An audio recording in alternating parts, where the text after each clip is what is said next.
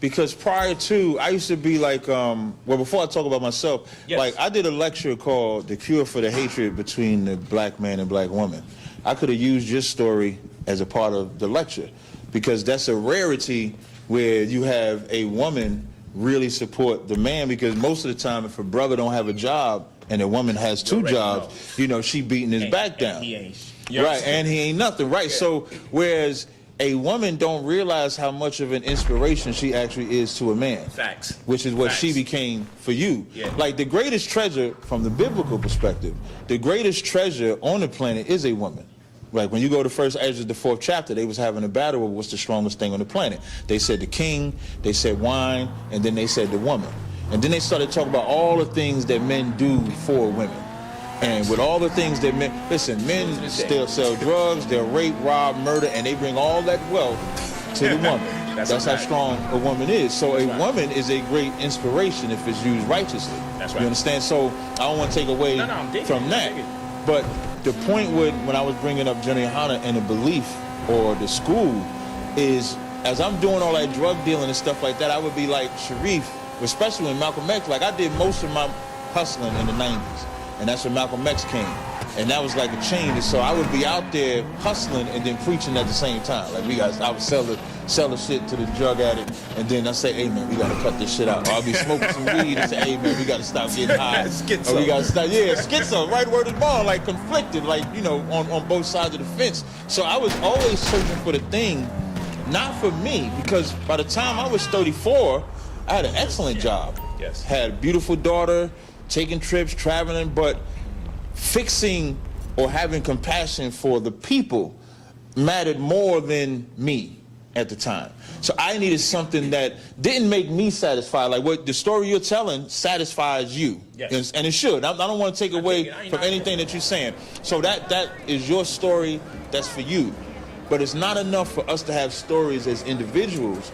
We have to now bring that story that can make him get better, her get better, him get better, the kids get better. Because when we're gone and we're dead, what are we going to leave behind so that our other people that's coming up after us, they can take up and build with it? The Bible is the blueprint because it's not personal, it's not emotional, it's not selective, it ain't subjective. It's say, do this, do this, do this, and you'll be fine. And doing this, we have produced a level of brotherhood that's, and when I say brotherhood, I should say sisterhood too, because we got strong ass sisters too. Not strong in the sense of loud mouth or anything, but strong like for the work that they do.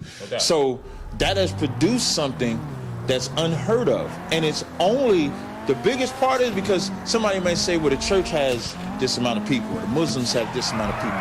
But this is strictly for our people and our people only. And that's the one thing black people don't. We don't have, anytime black people want something for themselves, there's always somebody trying to incorporate or mix in. You can go to the Negro League, you can go to Black Wall Street, you can go, so many examples, Rosewood, where we have our own cities, and it's not enough. It's like a threat to everybody. You know what I mean? So now, if you have brothers standing together, you still gonna have to fight. Remember, you said you can't have peace. You said my version of peace is war. Now you can't say that, but you can't have peace without war. So even though we coming together, that don't mean oppression ain't gonna keep coming. But at least you have a military that can defend you. I'm using the word military blanket against this brother. At least you have a system that's in place that can actually protect you. So I guess that's where the difference would be for what you're saying and what I'm saying. If my wife told me after she saved me, 200 million niggas was coming out the sky, I'd say, you believe it? Baby, stop it. Nah, knock it on. I'm gonna tell you something. You know how I know you I don't believe it? You know how I know you believe it? Because when she told you to read them books, you didn't believe that at first. But then you did it. Bro. I only right. But you did it. And then you see, I inadvertently got converted. Wait, hold on, let me finish. But you did it, and then after you did it, you saw how that shit worked, and what you say? I start looking for more books. That's true. If she had said the sky gonna crack too, we're here to help. well, she right about these books, so she might be right where I got a question, Captain. You said that the Bible is the blueprint. Where was the blueprint during 400 years of slavery? Because our ancestors, that's all they had was the Bible. There was no other book on the planet That's right. that the white man would allow them to read. So all they did was put their faith in God, put their trust in God, but that didn't stop the white man from castrating them. That didn't stop the white man from burning them and lynching them. That's So right. when you say the Bible is the blueprint, that's hard for me to get, brother. That's hard for a lot of us to right. get, you know. That's right. You know, me and Polite had a sit down not a sit down. We was on the street, and he had mentioned that the Bible is a white man's book, and that's going to be what the debate is about. So I ain't going to give you too much on this. hear that. So, Yeah. but I'm holding on. when you say, I'm trying to so steer when away you from- say, we had the Bible, we actually didn't have the Bible. We had whatever the slave master gave us. I mean, like Polite said one time, the slave master controlled what we ate, so he would make sure that you wouldn't get the most nutritious food. You remember saying that, Yeah, right? yeah. So when it came to that Bible, he wouldn't give us the nutritiousness that came out of that Bible. He would only give us what would kill us in that Bible. So he would take a verse to say, servants obey your masters. That's what he would take. And he would read that, see, it says servants obey your masters. He won't give you the subject matter. He won't give you who it's talking about. He won't give you what it's about. And for a slave, thinking this is going to get rest from the master, he going to serve him. He going to listen to him. So they spoon-fed us garbage. And then you had, like that movie Nat Turner, which ain't all the way accurate to the book. But the part that is accurate to the book, when they would have Nat Turner reading the verses and stuff, Nat Turner was initially reading the verses that the master told him. And then he started reading, let the high praises of God be in their mouth and a two-edged sword in their hand to execute vengeance upon the heathen. The master didn't like that. You know why the white guy didn't like that? Because that was nutritionist to make them turn against the master and no longer serve him. So now Nat Turner went from serving them terrible food to now he's starting to give them cabbage and vegetables and corn and some meatloaf or some healthy shit to eat. And so that was a threat. Why my nigga Because threw if the they would, meatloaf in there? I had to put some, that's the first meat that came to my head. every time I'm now, walking with this already. as Nat start giving them good food, they start saying, no, we got to control that. They would tell him, don't do that, because God forbid we get inspired by that book. So when we had that book during slave time, it wasn't the right thing. So you can't say that we had the Bible during slavery. You can only say that we had whatever the slave master gave us along with everything. They never gave us food or spiritual. And so your answer is the question. That this Bible was in the possession of this white man. That almost sounds like God didn't have the power. The white man has the power. Unless we were supposed to be in slavery because we was doing the wrong thing. I wouldn't say we're supposed to be in slavery for doing the wrong thing, but had we been obeying the laws in that book, there would have never been no slavery. Again, accountability is what we don't want to accept. So, It's very easy. so slavery was a choice. Slavery wasn't a choice, but slavery was, you see how you said, That's a you see how you choice. said you wouldn't believe the sky gonna crack? You know what our people would, you know what the Israelites wouldn't believe? That we would actually be punished if we didn't keep the law. And then we got punished for not keeping that law. Then you believe. So it's almost like you got kids, I got kids. So you tell your kid, now I'm putting a scenario for both of you. You tell your kid, don't go on that corner and sell drugs, you're gonna go to jail. Now, they don't want to take you at your word for it. You tell, like, you came up in the gang, I came up in the gang. So I tell my sons, I tell my daughters, I tell them all, don't do this, it's going to do this, like that. Now, if they believe your words, they'll be protected. What kid believes their parents' words? They look at you like you old because the words of their friends is more enticing than your words. So they'll go out there and smoke the crack. Even though, that's that sidebar, the most amazing thing about people still smoking crack today is that we see what crack has done since the 80s. But people still smoking crack. Why? Because we choose not to believe. Instead of just believing. Why not just believe the words? Why do you got to feel it? Why do we would have never to believe it. Right. As a non-believer. So that's how slavery happened. It's because hard to it's believe hard to it believe when that you see us being beat down by this white man. When you see But us, that's today. We're not talking about today. We talk about how we got here. So- and it was hard to believe that the Lord I ain't gonna get in trouble for eating this shrimp, crab, and lobster, sleeping with this white woman, this Arab woman, leaving my culture. I could do whatever I want. So our forefathers and foremothers put us Fail. in this position. Fail. And so are we going to be judged because of what they did? Because why should we believe? Because we don't got no evidence to believe in any of this. That's what I'm saying. All we got is people that tell us their version of the Bible, and it's thousands of other people who got their version of the Bible. And now I got to be the lucky lottery winner. If I'm not even born on this side of the world, I'm going to be a Buddhist. If I'm not even born on this side of the world, I'm going to be a Shiite or a Sunni Muslim. So is God purposely making us live on one side of the world so we can finally get his testimony and the rest of the world is going to go to hell? The Most High not being a bitch, excuse my language. Once, like Ecclesiasticus, the 2nd chapter says, when you come to serve the Lord, prepare your soul for temptation. What the world won't tell you about that Bible is that your life is a test. Your life is a test as if you're going to do what the Lord says or if you're not. Now, he ain't going to force you to do neither one of them. He's not a puppet master. So he's not going to force you to listen to him or not listen to him. So you could believe that if you listen to him, you'll have this, or you cannot believe, and he's telling you what's going to happen if you don't believe, but one of the two is going to happen. So it's like you making the choice. So you can't in turn then blame them. So now we are the children of our ancestors. So now we got to look at what did our ancestors do. So take the term, Israelite for me anyway, but we come over here, we suffer, we look at our history and say, what were we doing? We would join with other nations. We would join with Arab nations, African nations, China. We would join with all of them. And we weren't supposed to be joined with them. Let's join with each other and see where that takes us. What I like about our ancestry, when they so-called freed the slaves in the late 1800s, right? So for that 40-year span where they left us alone, yeah, a lot of black colleges get resurrected. Yeah, a lot of cities. We talk about Black Wall Street primarily, but there's other black cities that was allowed. And you know why they was able to get like that? Because they stuck together. And then somebody came along and said, man, we gotta have that white man's pie. The Bible. We gotta have, that ain't the Bible. Like, Bible's the white man's pie. Nah. It's a key lime pie. Nah. We love it. It's delicious. When you said white pies, I was thinking of the movie Life with Martin and Eddie when they said whites only pies.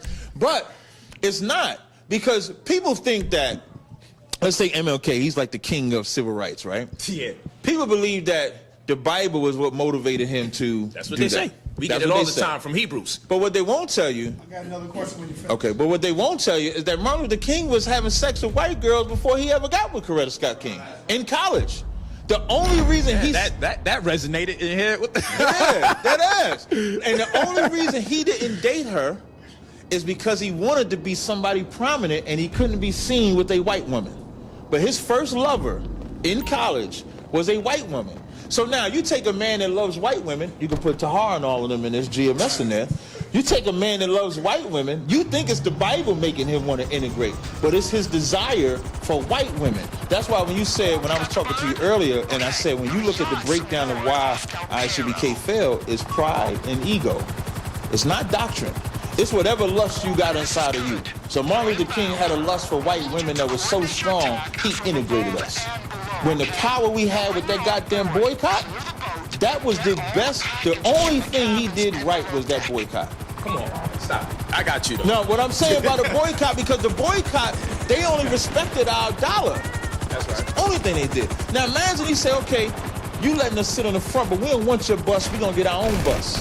We don't want your school, we want our own school. But no, they went to integrate every single thing. And as they integrated, you can't integrate with somebody that in power because we're not in power yet. We're babies. So watch this. Go ahead. You got the turn the other cheek, right? And then you got the eye for the eye. You got the don't love the things in this world. If you do, you don't got the love of the Father in you. Right. But then you also got he so loved the world that he gave up his only begotten son. This Bible speaks to everyone. That's why everyone rock with it. It rocks with the killers. It rocks with the peacemakers. It rocks with, everybody looks in there and they say, that's my doctrine. Is with the Bible, you know what the one problem is with the Bible? For some reason, that's the only book that you don't have to get qualification for to teach. If I walked into a hospital and say, yeah, man, I was practicing heart surgery in the house, I could do it right here. I couldn't go and do that heart surgery. I hear that. As nice as I am in basketball, I can't walk into Brooklyn Stadium and say, hey, man, I've been playing ball, let me play. They're going to say, what are your credentials to actually play? But when it comes to that Bible, everybody could just, Sinetta could, I'm just using it as a prop, not on purpose. Sinetta could grab that Bible and go somewhere and say, man, Ephesians 6:1 say such and such, listen to me. But nobody ever taught that nigga. And he be tearing their ass You know up what I mean? still. So, but let me just finish this part. So, so everybody's grabbing that Bible, but they're not qualified to actually teach it. But they got But we theologians. accept them. Like, that's the one book that we think. Go ahead. Okay, no sweat. Okay, no sweat. But that's the one. Okay. How old is the Bible? As far as age? Yes. Well, the one that we read. How long have the Bible been on the planet Earth? Okay, so now the Bible that we read today, the King James 1611, by date alone, that's 1611. But when you go back into the records, I mean, the oldest 10 Commandments, which was found at Lost Lunar Stone in New Mexico, they date that to 5,000 years old. Now, is it exact 5,000?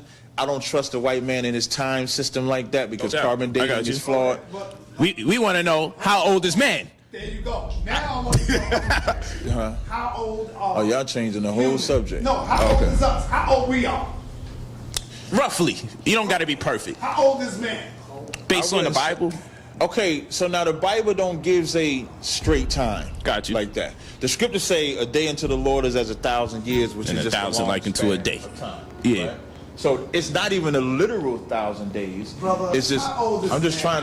trying to finish. You tap dancing, Captain. I'm not. I'm just trying to give the You gonna make him get his bullhorn? These What brothers I- gonna be like, cross the line again. Chill out. I would say, to be honest, I don't know, maybe 20, maybe. No, I wouldn't say that. I would say in the teen thousands. When I'm saying in the tens of thousands, somewhere around there. It could be 10,000, 20,000, 30, but it's in that time frame. So when we came out our mother's womb, there was the first man. There was a Bible right there waiting for him. No. Okay, so But there when did was- God feel it but suffice there to give us the was- Bible? But there was a thought, like the reason why I say only tens of thousands, right? Because science will have you believe that we had to evolve from a primate where you couldn't crawl and then grow. I have more respect for the God than science does to believe that when he created us with a certain level of intelligence. So the evolution didn't take as long as you might think. If you think about the pyramids in Egypt, they still can't replicate that. So that tells you that there was a certain level of intelligence that was there that doesn't exist today. So that, if you want to say anything, we de-evolved. Because if they can, and the precision of the pyramids and everything like that, like this ain't Bible, this is just facts. So if they were able to do that back then, but it can't be replicated today, you could say we de-evolved because we can't do it. So man wasn't born with no book, but you was born with parents that had an understanding of, I need to breastfeed him. Okay, I need to teach him to walk. I need to teach him to do this. And then when they get old enough to be with the father, I don't mean like the father ain't around in the beginning, but when the father comes to discipline, now he can raise him how to hunt or build or create things. And as they grow in that, then they start learning to write and everything like that. Like I don't get caught up in the So where we're going at it with it is basically, we just like we talk about this baby, that from the time this baby comes out the womb, unless we deviate, that baby instinctively and intuitively knows where to be weaned by his mother so it can be fed. Upon the stimulus of hunger, it's like a pre-encoded gene. There's information in the DNA, literally, that lets us know, I'm coming. It's a pre-encoded gene that upon stimulus, we awaken to the response to that particular event. And in this particular case, it would be to be breastfed. So why isn't the Bible uploaded to our DNA just like a circumstance for a baby that's never been on planet Earth ever? All of a sudden, upon stimulus of hunger, you know what? I know exactly where to go do that. No one ever taught me to do that. So why we don't know about Moses and Abraham and everything like that? You know, on the left-hand side, whenever somebody get in trouble or get in the jam up, you know what they do? They pray to God. Yeah. All of them. You know why they do that? And so, That's their instinct. and you know what every rapper does after he talks about selling drugs in his Right, community he and does killing the his own exact people same thing. before he get his award? I like to thank I God. like to thank God. So let's play even No, now. I am going to play even, but I want to focus on that part. Yes. Because when you say it's instinct, that is the instinct. But the difference between a baby and an adult is that the baby ain't got no choice but to wait. We do. But the baby knew where to go is the point. The baby had the knowledge No, but what I'm saying of where to go what I'm without saying being is taught. The baby don't have no choice but to go right there to the mother or a bottle, because somebody might not breastfeed. Understood. But the baby don't know nothing but to go there. The same ones that's at the award show with all they rapping about murdering, killing, and being a slut whore, whatever you want to call it, then giving all praise and glory to God. Yes. They choosing not to live according to God and then lying and saying like they are, as opposed to the baby only knows one thing: this is what I need to live. So in ISUBK, we know that Bible is what we need to live. So like a baby needs to be weaned by milk, that's us with the Bible. And that's what needs to be inbreaded. Yeah, into our brain. that's y'all, but world over. But world then over. Start off like, what's your rank? 500, right? 2-3 years ago, well, you've been in here about 2 years, right? 3 years ago, he wasn't here. It's because we pushed this that he's here. Right. It's because we pushed it that these other brothers is here. It's because we pushed it that we have a school in Brazil, in Canada, in London, in the Caribbean islands and stuff like that. Because we pushing the milk. I'm using it because we use it as a metaphor. Because we pushing that milk and we showing black people that you cannot survive without drinking this milk. Now let me show you this. We revere Malcolm X because he's a great speaker, Absolutely. great organizer. Son was a Muslim. We revere Marcus Garvey, many of us, Right. because he was a phenomenal organizer, a great mind, right? But he was under Catholicism. We revere Dr. King, many of us do, and he's a Christian. So the age-old question always becomes, when we talking about God, yo, this one, he believed in God, he believed in God, but all of them believe in different gods. All of them believe in different gods, just like you guys believe in different gods. So what we see is, we give the credit to God, right? Each of those men said God drove them in their mission to do the things that they was doing. Each of those men were great in their own individual capacity for what they was able to do to the collective. But at the end of the day, what goes unresolved, I will not deny you guys for your ability to organize. I will not deny you guys for the great things that you do and contribute for the community. I will not do that. But the question is, if there are many great people also mobilizing the people, if there are many great people since time immemorial that have contributed to fallen humanity in ways that go unparalleled to the average man, then the question now becomes, how come they all got different gods and they all saying God is the one that's doing this? Is that the same God driving them, or is it not the same God driving them?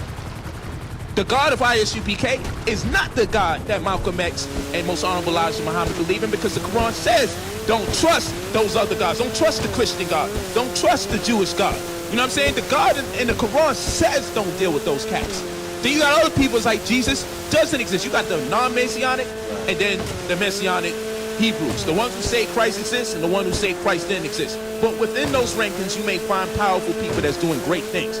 So now the conundrum that we find ourselves in is, how do I win the lottery when it comes to God?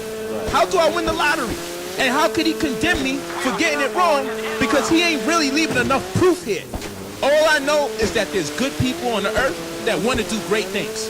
And every time we do something great, we get the credit to God. Because when I turn around, Christmas time, black people bust their behind and do everything they could possibly do, and they accredit this fat white man for all the hard work they've done. The projects don't even got a chimney. You know what I'm saying? He don't Black man do all that suffering for the gifts, and you got to give credit to a white guy. leave cookies out and everything when we got rats and rodents and everything. You telling us some white man eating cookies? I get it. So that's how I feel God is to us. I feel like he's the Santa Claus to us. He knows when we're sleeping. He knows when we're awake. That's how I feel God is. Isaiah 1:3 say, the ox knoweth his own and the ass his master's crib, but my children of Israel don't know, we don't consider. What that means is that we looking for somebody to own us spiritually, because black people are spiritual by default. We always trying to conform. It doesn't matter what it is, and we think this is the right one. We think that's the right one. And that's our issue, because again, we didn't choose to follow those rules. So Malcolm, for example, Malcolm goes back to what I was saying initially with ISUBK back in the day. Malcolm's pride was the reason why he wouldn't just outright say we were Israelites. And What? I'm gonna bust His it down. pride stopped him from doing His it? pride stopped him, because his pride also stopped him from listening to what Elijah Muhammad told him to do. When Elijah Muhammad shut him down, that limelight and spotlight was more important than following the order that Elijah Muhammad gave him when he said you shut down for a while. Understood. Right? Understood. Now, when I say the pride is saying we Israelites, as much as they say the Quran can't be affiliated with this, whenever Malcolm wanted to say something strong, you know what he read? That Bible. He did the Valley of the Dry Bones reading Ezekiel, the 37th chapter, and said we are, he didn't say the Arabs was those people, white people was those people. He said we are those people. So now the minute he declares that we are those people, why wouldn't he just say we the Israelites and leave Islam alone? Because he liked the position that Islam put him in. So you're going to have quote unquote stars. What I mean by stars where somebody is captivating, somebody can gravitate and pull people to them. And if those people are not interested in the truth, but wanted to appear that they're into the truth, oh, they'll talk real good to you. Malcolm woke up to it when Elijah shut him down, and then you find out all the evil and stuff going on before Elijah shut Malcolm down. Malcolm ain't say nothing about all the evil stuff Elijah was doing. We don't know if it's true or false, but he didn't say nothing about it, and then he had to be quiet. Then he brings up all that stuff. So the ego and pride which lets you know that that's false. So it really becomes a seduction thing in the form of God. And saying I believe in God is like commonplace. That's why rappers say it. That's why drug dealers say it. Every drug dealer got a Jesus piece on their neck. You understand? And Because that makes me realize something's fishy. The scriptures is some fish market stuff. Or I'm it telling makes you realize that people care the outside, but not the inside. So the outside is, I got my Jesus piece, I'm going to church on Sunday, my mama's a pastor, oh, I bow and I pray. But then you look at the inner dealings of them individuals, and you say, they ain't like that. That's why we call Christianity hypocrites. I remember being in the church, and I was one of them, when we used to like when the women walked around in the church. Because the women got them the skirts used to, listen, you think the club popping. The club ain't got nothing on the church. Sundays, them churches, they walk around the skirts up to here, they got the dress all poked out. And my friend Andrew used to be on the drums. We used to be sitting there. We be catching eye, watching the bitches walk around, excuse my language. We used to, in church. In church. So you become hypocrites in what's supposed to be the house of God. Just leave it there. So what the real thing is, it's just not the house of God. It's just called the house of God. Marcus Garvey, Roman Catholic, as you said, set up by the Klan to do what he did. So he had a personal agenda. And what did he even say? He even said we was Israelites. The same way we got out of Egypt is the same way we're going to get out of here. So they used that because the Bible, like I said in the beginning, the Bible is the only book that anybody can pick up and they're a master just because they said John say this or John say that. The Bible is the only book that we was allowed to read during slavery. Not the right one, though. Whether it was right or wrong, brother. Who got the right? Who got the right Bible? All these Bibles. All these Bibles are copywritten. Like your dietary system, right? Yes. You didn't always have that. I didn't. So slaves, we used to have to eat the worst. Like the barbecue that we eat today, because we had to slow cook the food during slavery. So the way cookouts or whatever barbecue came about, because as we out in the field picking, because they give us the worst meat, we would slow cook that meat on the grill. So that by the time we finished the work, then we could eat that meat. That's how barbecuing came about, because they was giving us the worst food. And then as we got in a better position economic-wise, then we could find out, okay, swine is bad for us, I ain't gonna eat that. Or meat as a whole, because some people don't eat meat. Meat as a whole is bad for us. So there's levels. So it's the same thing with that Bible. We come over here, they strip us of reading and writing and any other thought process that didn't benefit them. So of course they would be able to give it to us at that time. But that's not the excuse in 2020. I got you. Let's really keep it all the way at 1,000. And it may sound redundant. Right, no problem. Why did God let the black man get his nuts cut off in front of his woman? Why is God allowing that? You saying it's not what we deserve, right?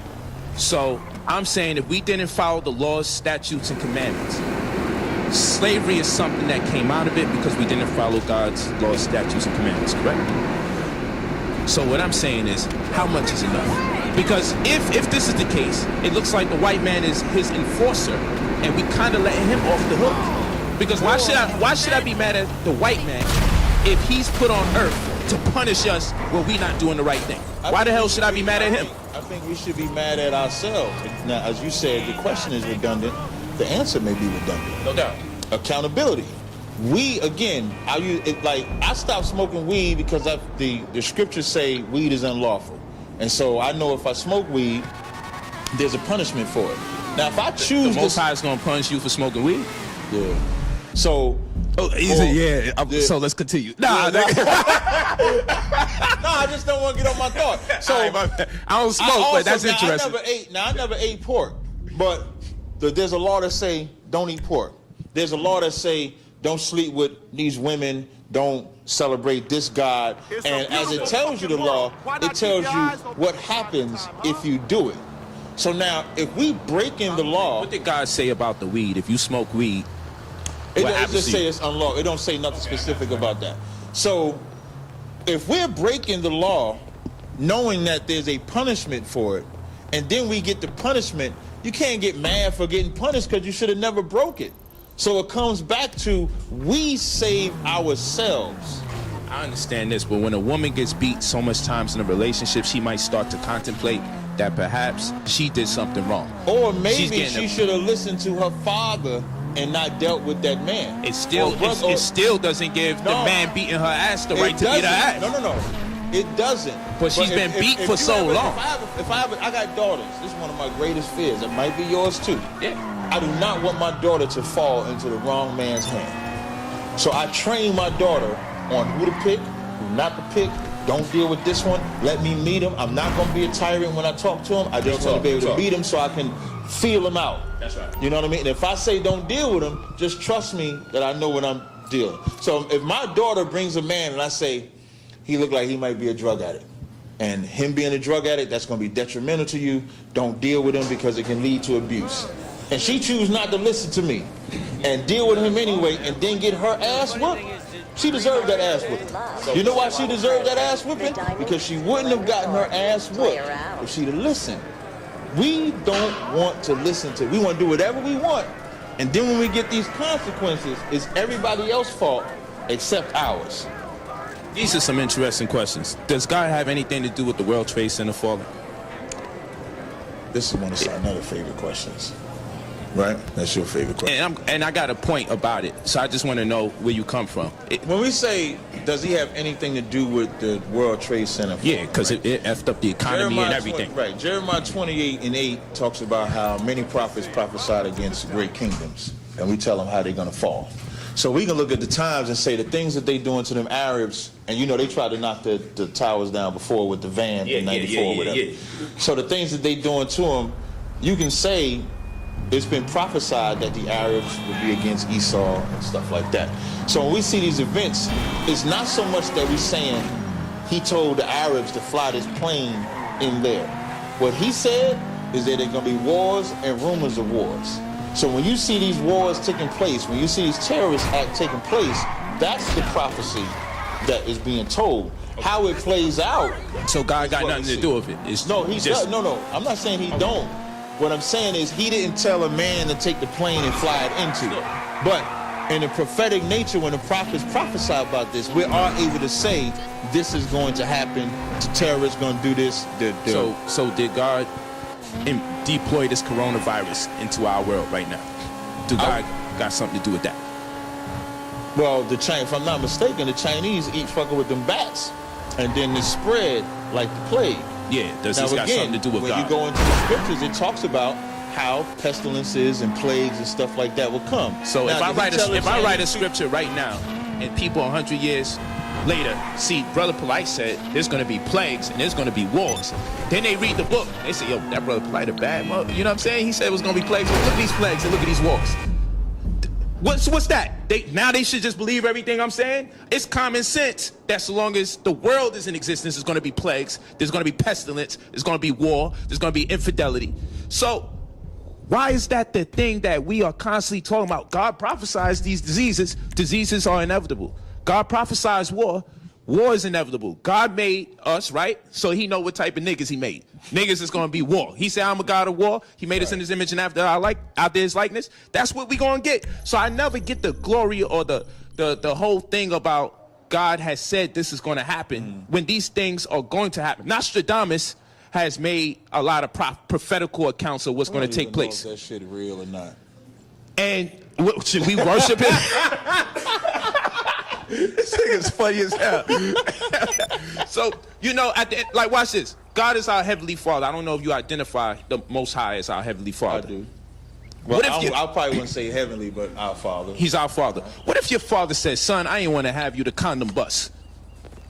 What if the all-knowing God said, yo, I know we got people young youth in here, but what if God just says, you know what? My pull-out game wasn't that good. It was so great. Damn, son, I could have been a ball player, but you had to come. Shit. Right. I kind of regret you here. Right. Because I see in Genesis chapter 6, verse 6, and they use the word nacham. They use the word regret. Right. They use the word repent. It says, it repented the Lord that he made man. And it's being synonymous with he or she. He repented. He regretted that he made us. It literally says that. Now, how am I supposed to look? We would trash a black man for telling his son, yo, I regret that I made you. But our Father, right? Art thou in heaven, hallowed be thy name, all that stuff. He turns around and he says, yo, I regret that he turns around and he says, I regret that I made you. Damn, this is first they told us God is the all-knowing God. They said he already, the loving God, and he knows everything. So how is he going to regret something he already knew? This is the prophetical guy. This is the guy that's telling us pestilence is around the corner. This is the guy telling us going to be war over there down the line. This is the guy who didn't tell them to crash the plane in the building, but damn it, he gave the prophets insight to see it was going to happen. What is he doing? Regretting that he made the individuals that he made. Why he just ain't make them right the first time? Why is the all-knowing, the omnipresent, the omnipotent, the mastermind, the grand architect of the universe? I gotta lay it on thick. He gotta build it up. You know, he gotta lay it all out and everything. He giving you the hype, man. All like, I gotta build it up. Y'all ready? Y'all sure? What is the Most High known for? Killing, death, and destruction. Right. But what else? What else is He gets the credit for all of it. Let me give a better name. What is a title he's known for? He's known as the terrible power too in the scriptures, right? And why is it saying the terrible power? Deuteronomy 32 and 39 says, I kill, I make alive. I wound, I heal. And there's no God that could withstand me. So if he choose to kill, he just do it. If he choose to let you live, he just do it. Wound, heal, whatever the case may be. When it talks about the repentant part, I know a lot of people look at that as some sissy shit. Man, I'm mad I made them. But it was more out of anger for their disobedience. God was angry? Like any father, Most High, like you said, he's our Father. Exodus 4 and 22 says, Israel is my son, even my firstborn. So now with that said, Father gives rules, instructions, what you're supposed to do, what you're not supposed to do. When you don't do it, there's disciplinary actions that come with it. So did God make a mistake? I don't want to get into the discipline. I want to get into a perfect being. I have to answer the question. Okay, my brother. Okay. Y'all act like it's a big deal to answer. This is lightweight right here. You light as hell. You drowning right now. It ain't looking good so far. Yeah, y'all smoking crack. So anyway, so when the Most High lays out those rules, because he know he can recreate you, punishing you is no big deal. We ain't talking about punishment. You was talking about punishment. We talking about why he regret he made us. Because of our disobedience. No different than why we went in slavery is because of our disobedience. This all goes back. That's what I'm saying. You saying the Most High didn't know that we was going to be disobedient? Isn't he the all-knowing? He knows this. In the book of Jeremiah, it talks about, shit. I know you before you was even formed in the womb. So now, there goes Sinetta doing the verse. I know. So is this polite and Tazaryak, or is this polite Sinetta and Tazaryak? Which one is? I don't mind. No, I don't mind. I just want to know the enemies I'm facing right now. But now, no, I got the answer. No, but see, the reason why y'all think it's something else in there, because y'all would never think to face accountability for your own actions, or would never think that there's a punishment for disobeying. We want God to be accountable for his actions. He is accountable. That's why when you do right, that's why when you read Deuteronomy 28th chapter, and when it lays the first things down, it says, if you do this, you'll be above all nations on the planet. That's accountability. Did God But ever if- say wait, we would? wait, Okay, wait. go ahead. But if you I'm starting don't to do work. it, then this happens. That's also accountability. Now, if he did not punish us, he would not be God. He'd be a liar. If he did not punish the children of Israel or them before the flood, why even give a rule? Just let us run wild and do whatever think we we want. missing the question. But because he is a God that's real, that can punish, that can kill, that Real can as make he can. alive, he can. I said he can make alive too, though, as Okay, Deuteronomy yeah, that's 32 true, and that's true. He 39 said both. says. So now, because he is one, he could say, don't sleep with these women. If you do, I'm going to punish you. They said, no, I'm going to sleep with whoever I want to. And then you get punished. Now you know and learn that lesson not to do it. But this no is different not than, the no question, different. though. You know why he laughed? Because he understands that. This is not the No, question. Because if you tell your son, again, if you tell your son, if you smoke crack, you're going to blow rod, and he don't listen to you and go smoke crack and blow rod, he going to understand now. So you can learn one way or the other. You can learn through death or you can learn through life. But you're going to look, that's why Deuteronomy 32 and 39 says, I kill, I make alive. You can learn one or two ways. The Lord does not does not take pleasure in punishing us. It also says that in scriptures, in Ezekiel. He does not take pleasure in punishing us. But you're not going to disrespect him by not doing what he said. So he has every right to be angry at you not listening to him. God, after God sells me on, he knows everything. I just want to know why it looks like he made a mistake. Why it look like he feel like he made an when error. When y'all say God knows everything, you know what y'all want? Y'all want to be the puppet. What y'all want is, y'all want to be this guy on strings and God just controlling you. So he moves you away from the crack, moves you away from the stripper. That's what y'all want. And what God wants is he wants the ability to say, don't sell drugs, don't be a murderer, don't be a pimp, and you just listen to him because he said it. Has nothing to do with whether he knows what you're going to do or not. It has to do with, are you going to listen to him knowing that he knows? Let me contextualize it differently. Yeah, please do. If I tell you I'm a vegan and you catch me out there eating, They say when the going gets tough, the tough get going. True. The tough also work from home while trying to teach math to an 8-year-old. The tough tackle the challenges in front of them. They work hard, keep their head down, their spirit up, and they eat the whale one bite at a time. And don't forget, the tough also get by with a little help from their friends. We're Frontwave, and for 68 years we've delivered the banking our community needs to get stuff done and make dreams happen. Because at Frontwave Credit Union, we still got you. My whole life, I've dreamed of becoming an action hero. Die Hard is the funniest, most action-packed show of the year. Welcome to Ron Wilcox Action Star School. I want you to storm the house, find the victim, and bring him to safety. You must learn not to sweat the small stuff. What are you talking about, the small stuff? I was on fire, Coach Ron. You're like a real-life Rambo. There it is. Die Hard, only on Quibi. a burger at McDonald's. Like we did Inky.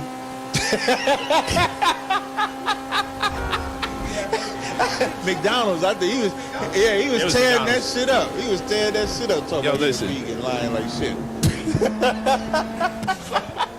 So what I'm saying is, the same way you mock that, Right? same way you could ridicule him for that, because you don't believe he was getting a veggie burger. Right. Right?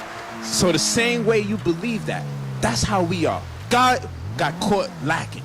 We ran down on God. I know what he was lacking in. We ran down on God in Genesis chapter 6, verse 6, Right. and caught his ass repenting or regretting. And what I'm saying is, if I say I'm a vegan and you catch me eating a burger, if God say I'm all-knowing, what is there to regret about what you've done? You already have a level of anticipation for what's going to transpire. So we want to know, why is God regretting that he made a being that he already knows the beginning, the end, and the middle? He know the whole story. So why is he Y'all think grieved that in he's his heart? saying that, okay, y'all think that it's saying it repented him for his sake. Meaning he made a mistake. Let me finish. Let me. And I could accept that if you just say God makes mistakes, bro. Let me finish. He didn't make a mistake. Y'all think that it's saying he repented for his sake.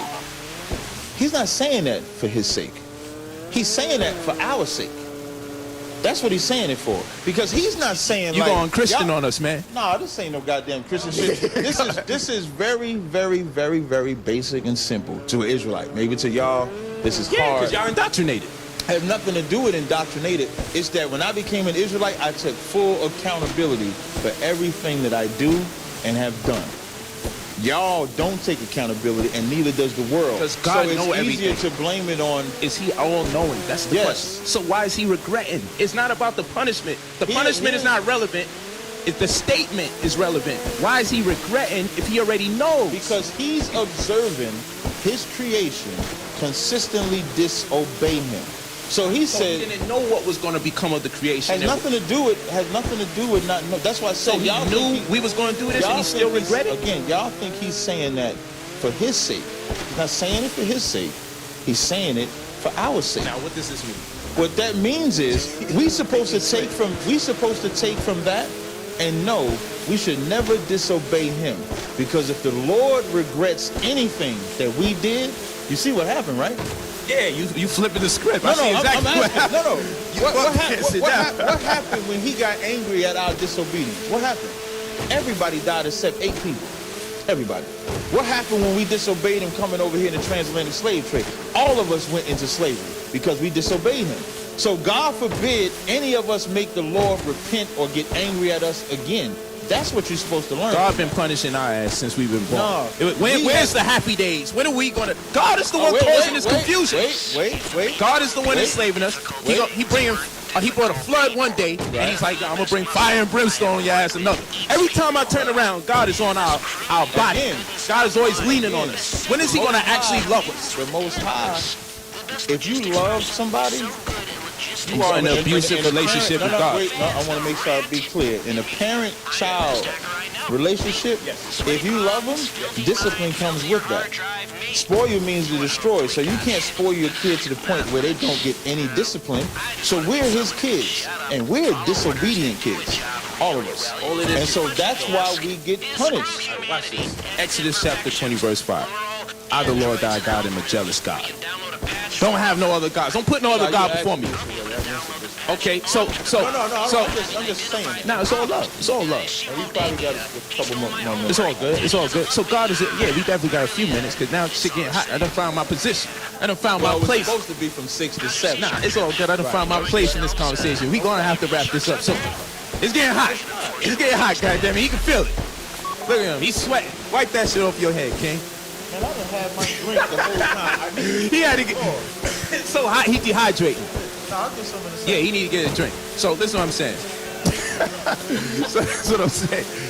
Exodus 25, God tells you he's a jealous God. Now what we're forgetting is if we prop somebody up to be a certain way, right? If we prop a leader to be a certain way and then you catch him in a strip club or something, then you feel a way depending on the narrative and his maybe even self-appointment. If the man says, I'm this, and I'm that, and I'm this, and I'm that, then you hold him to the things that he says he is. So we don't have a problem with someone being in error unless that person says, I'm perfect. I'm never in error. I know everything. I'm present for Yo, the devil walks around and God says, where thou come from, Satan? Why is God asking the nigga where he's coming from? Don't you know already? He's from walking to and fro on earth. God is talking to the homies. This is in Job 1, 6, 7 and all this shit. God is over there talking to the angels, minding their business. They chopping it up about what they're going to do. And then the devil walks. Mind you, son was supposed to be put on his belly from Genesis, like 3:14. You know, I'm a curse you and you're going to be on that belly. Son got legs in Job all of a sudden, and God is asking him, no, I'm coming, I'm building it up. You showing how much you don't know the Bible. Good, I got you. So, walking on 4 legs. yeah, the serpent's walking. He got legs 1 minute, and he ain't got legs the next. Watch this. All right, we're going to deal with the jealousy. Yeah, because he wanted to get out of here. I got you. I'm going to do this. I got you. God is very emotional. That's a very weak emotion. It's the lower emotion. It's a carnal emotion. You know what I'm saying? I'm waiting for y'all to finish. I mean, y'all saying all this weird. You know how we are, but hold on. Nah, y'all just saying all this weird Christian shit right now. So watch this. That's all. In Exodus 25, we'll take our time. We ain't Are you gonna. live right now? Yo, okay, no sweat. All right, we gonna take our time with this. God says, don't put no other God before me because I'm a jealous God. That would intimate to me that. There's some other gods walking around like them niggas in Africa, which you don't like. They got some fucking gods that they giving credit to, and God starts getting in his feelings. Like, yo, y'all worshiping son? Why you ain't worshiping me? Yo, I'm perfect. I know every fucking thing. Never mind the fact when I said I regret it. Yo, just omit that. Come rock out with me. Then we go over here and worship his God. Our ass is in slavery. So now we like, yo, fuck it. I want to go back to the African God. Because when we was under his jurisdiction, we wasn't in these type of situations. That's how Crazy, man. That's how I'm feeling You said about the two situation. things. You brought up the jealousy. Yes. And then you said God did something wrong. I'm correct on the God. I just want to know if he's a jealous God, right? Why we gotta be dealing with somebody that's in their feelings like that? Let's just move on. Who's he jealous of that he didn't already create? Hold on. Who's he jealous of that he didn't already create? How can I create something and be jealous of it if I'm God? I can see a human being like that. Right. But why with the all-knowing, omnipresent, omnipotent, no one's better than you, I'm the greatest. God come in the Bible like he's Muhammad Ali. I'm the greatest. I float like a butterfly. I sting like a bee. You know what I'm saying? God come in and tell you all of this, and you start buying into it. Yeah, right? But then he gonna turn around and get weak on us. Yo, don't you over there worshiping other gods? God getting his feelings like a female now. Now he uncomfortable because other people worshiping some other god. I'm jealous. Why would God even use a word like jealous to describe how he feeling? You're finally done. You got it all out. I just want to know if y'all got it all finally out. done. Ain't nothing else you want to say. So jealousy and he did something wrong. Only question I got is in Exodus 20:5, who's he talking to? Everybody or just the children of Israel? I think he's talking to his people Right, exclusively. which is the children of Israel, right? Okay, yeah. So they're the only ones. So he don't care what the other nations do per se. So he don't care what the Chinese, who they're worshiping or anything like that. This is only about the children of Israel. I We don't agree know if there, it's right? only about the children of Israel, because if he's jealous, Before we get to I thought he was asking me questions. No, Okay, go ahead. okay. I just want to so I can walk y'all down this Walk us down. road. This probably drops you out. But anyway, so when y'all talk about this jealousy thing, right? Let's get there. Y'all looking at it from this whole feminine thing. Yeah, right? it seems feminine. Yes, And this is all about rules and instructions. So Exodus 20:5 says, don't serve other gods because I am jealous, aka I'm the one that the children of Israel prayed to get out of Egypt. When they was in Egypt, they didn't pray to the Egyptian gods to get free. They prayed to the God of Abraham to get free. Who did that? The children of Israel, Exodus 2:21. Okay, go ahead. Yeah, the children of Israel, Exodus 2:21 says, the cry of Israel went up to the Most High, and he had respect unto them. And so he did all the things because they cried unto him. And so now one of the rules he laid down is you can't have no other gods. Because I am a jealous God, meaning if I do all of these things for you, and you don't do what I say, and go follow a God that never saved you, there's a punishment for it. I see you. That's jealousy. Say again? That's jealousy. Yeah. I ain't gonna tell my son. I said I'm gonna give y'all the same. So don't serve no. If other you man. do everything for your son, and your son don't do nothing for you, but go do something for a buddy that ain't doing nothing for It him. make me jealous. It can is. make me angry. Angry, jealousy, it's all an emotion. It's all the same thing. Say So it there's right. no That's way- wrong. Say wrong. Nah, Don't say right. Say wrong. No, that's see, and here's the problem. Again, y'all, the theme of this whole interview is a lack of accountability. Y'all looking at it like God is wrong for feeling some type of way for laying he's out not ground. wrong. But yes, y'all are. That's what He's you're not saying. wrong for it if he admits he's not question- perfect. If he What is admits that? he's What- not okay, perfect, so what did he do wrong? lied to that us and makes him- told us he was the man. He ain't the man. No. Everything that he said he would do, he would do. When they cried to him, he freed them out of the land of Israel. So he did what he was supposed to do. We don't even know when this they is wanted true. the land. When they wanted the land, Yes. and just for this live on Instagram, Yeah, right? let's hear this. When they get rough or polite, somebody always talk and join the foray. I ain't gonna say no name. It gets interesting. But That's they always join. My soldiers, the only thing you hear them say is right. They don't say Tazaria. No, da da da da da da. But the way he's It ain't saying right necessary. is wrong. It ain't necessary. Even the way he's saying right is It wrong. ain't necessary. Because it's wrong. Because you got them trained. See, you know. Well, then you need to be trained. Yeah, we ain't Oh, on wait. Then We- you we- should- we wait, off the leash. Then what you should be. Then what gonna you go should hard. be. Then what you should be is discipline. It's the young phenom right here. Let him handle it. Nah, this So again, well, I don't have no problem. I just like to point that out all the time. Every time Side feel you shaky, he start talking. He Yeah, go with right. everybody. Nah, he But get anyway, involved. He love this so, shit. The Most High has never done a long time. Nobody has to this point. But anyway, Oh, man. but the Most High has done nothing wrong. And just like any father that spoils, when I'm saying spoil now, not in the destroyed term, Understand. but does everything that he did, he has a right to say, don't serve other gods because this will happen. Because them other gods didn't free you. Even if you talk about the slavery now, when we went into slavery this time, out of the West Coast, slave coast of Africa, they wasn't serving God at that time. They were serving all the African gods. Where was they at? They wasn't nowhere. To this day, hold on, wait, hold on. To this day, the water. To this day, no other spiritual system has done anything for liberation that did not include that Bible. There ain't an African spiritual system that has done anything. What I mean by liberation, he named a lot of cats from back in the day. He named Malcolm, Marcus Garvey, and I think we mentioned Martin Luther King. Now, I'm not agreeing with none of their doctrine at all. But the only liberation that they would incorporate, all incorporated that Bible. I ain't never seen them say, well, Mongo said this, Kakunku said this, or Kakuntu said this. Here he come again. Look at it. Right. No problem. People look at it. The Most High that we are talking about is the one that knows everything. There you go. That's it. Hold on, let me finish. He knows Polite is going to go and serve the black woman. Before he was born in... And what did he tell? Okay, and so what is he telling? I'm sorry. Why is he getting jealous? Jealous. Something that means... Now, before... Okay, wait. Jealous so of the black woman now. What is he telling... I'm sorry. I thought you were saying... My bad.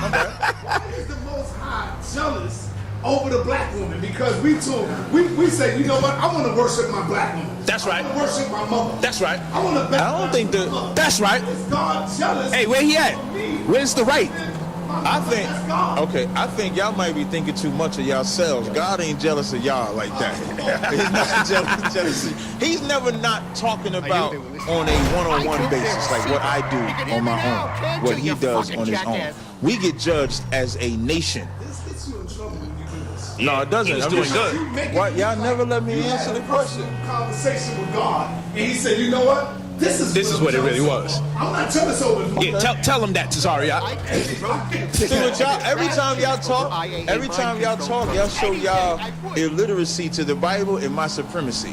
Because as I say, we get judged as a nation, not as individuals, and then you say, you act like you had a personal relationship with God. No, I read the scripture, so I'll give you an example. King David numbered the people. Only King David numbered the people. You know who died or suffered for that? Other Israelites, because we get judged as a nation. We ain't getting judged as individuals. So when he's saying he's jealous, he ain't jealous over Polite and his black woman as his God, or you and whatever you serve. But us as an entire nation have not served him. Us as an entire nation. God is in his feelings. If we don't serve him, he gonna punish us. Not about right? in his feelings. It's about doing what he said he would do. If you have, again, father-son relationship, if you have kids and you lay out rules and you extract the punishment on the rules, you know what? The child gets mad at you for the ass whipping you gave him. You right for giving him the ass whipping. If you don't give that child the ass whipping, you know what the child gonna do? He gonna keep doing it. The reason why you punishing your child is that you're hoping that he gets right. So it might not be an ass whipping, it could be punishment for 2 weeks. I'm gonna take the game. You doing these things hoping that he gets right. That's the Most High with us. It's not about the jealousy, the anger. It's about if he say he gonna do it, he would be a liar if you break his rule and he don't do it. But then that God would be a elephant in the liar. room, bro. The reason why God is perfect is because what he said he would do if he was good, he's done. And what he said he would do if he was bad, he has also done. That's not perfection. That is perfection. You know that not only is God jealous in the Bible, but God also walks up to his prophets and apologized to his prophets for not, because God, in God's mind, God was getting ready to kill a nation. And so what he did was he walked up to, I don't know, I think it's Moses, and said, yo, you know what? I apologize for getting ready to kill them. because he was getting ready to kill him. Captain know what I'm talking about. I'm gonna tell the story, man. So when Don't get him started with story time. We had him right where we need him. when Moses is up there getting the commandments, Aaron and them is down here serving another God, and the Lord was going to kill them for their disobedience, because he has laws that if you disobey me, you die. If you serve another God, you die. He didn't say that like that. He said he ain't saying it like that. And Moses was like, yo, what the hell is you doing? What Moses did. And God turned around and apologized. Oh, I'm sorry, Moses. Nah. Actually, I'm gonna tell you what Moses. Sorry, that ain't been working, boy. What Moses did is a testimony to the humility that he had, because the Most High didn't just say that. The Most High said, "I'm gonna kill them, and I'm gonna make a great nation out of you." Is what he said. And Moses said, "Don't do that, because then the other nations will say that you brought them out here just to kill them." So God said, "I ain't gonna do it." Now, So let me finish. You mean to tell me that Moses know better than God? It ain't that Moses had to tell God, it's "Yo, not don't do that because other nations is going to say." You see what I'm saying? It's not. No, it's not that This is getting Moses knew interesting. better than God. It's just that Moses did something that black people would never do today, and that's plead for the life of other black people. That's right. Plead that they don't die. Plead. When we go out on those street corners, listen, we have the truth, 100%. I'm totally fine. My wives is fine, children is fine. Just had a newborn 2 weeks, 2 weeks ago. Just had a newborn. We all fine. But we go out on them street corners and we plead for the Most High to help save more of us. So we do the same thing Moses did. And then so as people come into the truth, now they're able to change their life. That's the point. Y'all look at the scriptures to find the contradiction. No, we we don't. look at the scriptures to find life. That's Why you're not gonna find. That's why the Bible is the most talked about book on the planet, because it's the only thing that has life in it.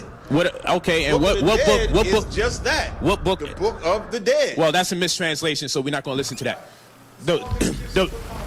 It's the. Where at? The Book of the Dead. Hold on. No, I got you. It's in the afterlife. Not in this incorrect. life. Incorrect again. It's called Pakativ Shipamawit or Peret Imheru. It's a ritual procession into the awakening, and everybody's goal is to become a Usir, which is who you call Osiris, and his name means to awaken, because they see this. Where is he at? He's living. He's in a living abode. That's what that is about. Where's that? That's not here. This is death in their Egyptian conception. Just said in death. No. Wrong. You got it wrong. You didn't just say that. I did. Let me correct you. No What did you say is death?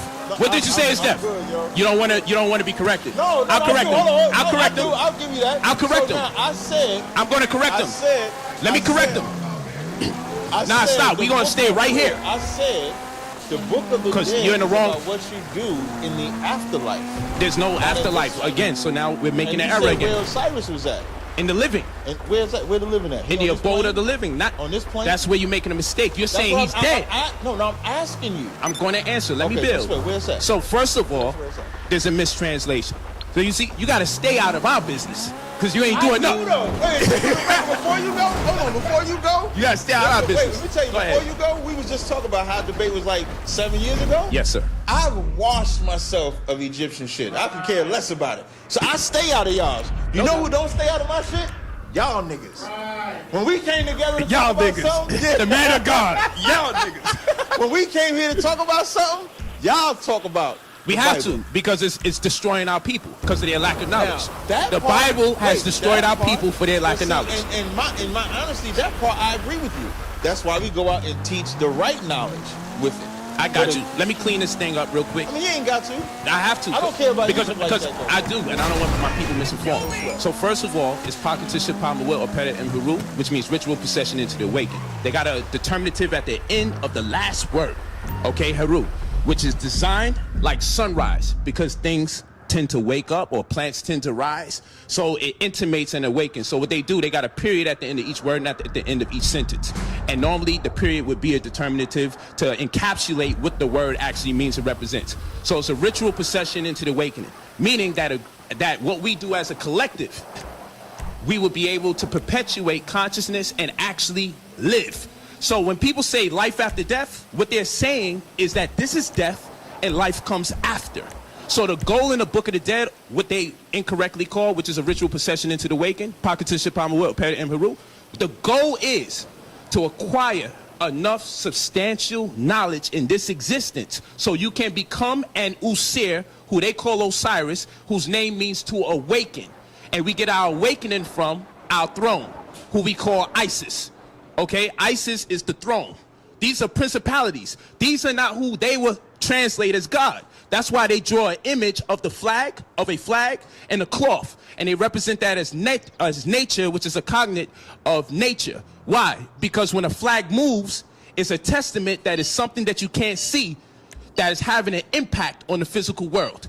So that's why they use the flag. So now I'm just making it clear that we're saying that life exists after this, and this is actually death. So the goal is to actually establish life after this existence, and if you do, you become an Usir. The goal is to become as an Osiris. We don't say Osiris actually was physically walking. We don't say Isis actually walked around here walking. Okay, they anthropomorphize and personify these things so it can be easy to be assimilated even to a child. That even a child, through the stories and through the narrative, would be able to make scientific correlations to understand what was taking place in terms of space physics, bacterial genetics, biosymbiotics, autopoiesis. It's easy to learn that information once you process the anthropomorphization of these words and terms and phraseologies that was contributed by the Egyptians. Hey, y'all give Polite a hand for that shit, man. Please. Come on, we don't play. Thank you, brothers. Hand for that shit. About time. Y'all can stop. When y'all go back and listen to this shit, y'all gonna see the same way I called it death and he called it life. It's the same. It's not the same thing. Now, my only rebuttal is take that Osiris shit, right? And I'll take my Bible shit. Let's go out there and see who wakes up the people. Oh, I'll show you. After we do our regular debate, take that Osiris shit on the street corner, teach that shit. Okay, now watch this. Wait. Go ahead. That's the only rebuttal. We can move I have. And then I'm going to take the Bible. And then let's take 6 months after that, and let's see who got people off of drugs. Let's do it. Molestation, Let's do XYZ it. Like that. Let's do it. Because you're not going to tell a real nigga that Osiris. Well, I can't even I'm gonna say that. Take that back. Because niggas do believe in fairy tales. And that's that Osiris shit. You going to some other whole Did plane. Mr. 200 million coming out the sky to bang on it in the name of the Lord just say we believe in fairy tales? Yes, I did. Because that Did Osiris Mr. shit God is going to crack the clouds in the Let sky? me tell you what he just broke down. That's the heaven the slave master used to give us. The heaven? What heaven? Because you don't get that on this plane, as you said. You don't get what? But By accumulating knowledge and getting knowledge yourself? But the plane. The goal isn't to have knowledge yourself. The plane is not on this earth, right? The plane is somewhere else. You're not going to be physical, bro. That's my point. So you giving niggas that same bullshit hope that the slave master gave slaves for their heaven on another plane. Okay, let me ask you a question. That's where heaven comes. Y'all the fathers of that. Let me ask you a question. question. Y'all the fathers of dying and going to some place. You getting all this knowledge so you can prepare and go to this other life. Ain't nobody even gonna see that shit. Okay, let me ask you a question. We can go to the next one. Let me ask you a question. I'm gonna make a clip out of that. This is crazy. Let me ask you a question. So now we're gonna fault people for making sure they go on a path, embark upon a path to have knowledge of self. It's a bullshit path. It's a bullshit path to have knowledge of self. Never let me show you something. I got you. I'm gonna show you something though. Let me show you something, King. Let me show you something. You ask the average person that tell you about God, I guarantee if I ask these brothers how much minerals they have in their body right now, they wouldn't know. What's their testosterone level? They wouldn't know. If I ask them, what is the A1C test? My testosterone level high. What's the number count? I don't know. You wouldn't know. Of course you wouldn't. Because this is knowledge yourself. Wife's satisfaction, though. Yeah, your wife's satisfaction isn't going to tell you if you're going to be diabetically inclined or if you're going to have a tumor, though. You see, your wife's satisfaction isn't going to let you know what your blood sugar levels are. Okay? And fuck around and get your leg cut. Because we do see a lot of our brothers over here, those strong, valiant, and mean well, are heavy set. And so what I'm saying is, when we're taught to have knowledge of self, I would say, yo, let me get a hair mineral analysis and deal with the facts. So that way I can tell if I'm lacking, like most people, 60 to 75 minerals out of 102 that I need. This white man don't come in here and give me all these crazy ass drugs when all I have to do is replenish those minerals and know what to do once I get the number count. Because then your child's going to be so-called autistic or ADHD, which is subjective, opinionated. They can't take a urine sample or get a cotton swab to tell if your child got ADHD. That shit is opinionated. But we fall subject to this all the time because we don't even know how to calculate what we need to do. So if I get a hair mineral analysis, that's going to help me. So now when they say you suffer from depression, extreme anxiety, suicide, and all these other things, we could take that test and say, oh shit, you know what, let me get my minerals up before I talk to the therapist or the rapist that then is going to prescribe drugs to us. Then I say, let me get a lipid test, let me get a testosterone test, let me get a CT scan, let me get a C-reactive protein test. This is knowledge of self. Let me get an A1C test, let me get a Viome test and check how much good and bad bacteria I have and what ratio and which one is low. Let me get a food sensitivity test, because even if someone tells me that this is a good food for me to take in, I may have a bad reaction to it that doesn't register as a bump or itching or pain. But nonetheless, I may be eating this food thinking that it's good for me, and I can't use it like other people can use it because I got a food sensitivity to it or a form of allergy. So what I'm saying is, when we're talking about knowledge of self, right? I'm going to be able to leverage what takes place in this existence, okay, thereafter. So at the end of the day, you got to get a diagnostics for your body just like anybody else that's turning their car into something. This the polite I miss, right? I miss this polite. You do all that. It's real talk. And all that shit. It's real talk. It's not really a compliment yet, so don't. No, it's definitely a compliment, because No, but how you gonna? What I mean by that is the shit cut the whole time I'm talking. But go ahead. It did. That's fucked up. Yeah, but you should have I got told my me. camera. See, that's the shit. I got my camera too, man. I got 3 cameras. You could. Yeah, but y'all gonna censor the footage. I don't censor shit, man. I put the shit up raw, uncut. I'd have left the YouTube stream live, but I nothing would have cried about this shit. So anyway, this the polite I miss. Polite did all of that, but he still don't take a place that he's selling niggas heaven when they die. Selling what Just heaven? like the slave master is. I didn't even use the word when they heaven. die. You didn't use the word heaven. You used the term hereafter, which is another Christian term. And the hereafter, we gonna. I didn't use hereafter. And You said, where's Osiris? And I said, in the abode of the living. That's what I said. Let him talk, because he gonna try to say we wasn't. Oh yeah, no, it's I'm all not gonna good. say nothing, Corrections man. can be made. He's disciplined. He ain't be tripping. He cut me. I cut him off. We ain't tripping. Let's talk about Be quiet. How old was Mary when No, she No, gave birth? let's talk about knowledge of self. I don't mind the Mary talk, but I told Yeah, y'all yeah, before. we gotta I get done ready to went bounce. past the Yeah, time. love, that's love, that's I love. Be mad she was making some food and shit. That's love. That's love. We close out.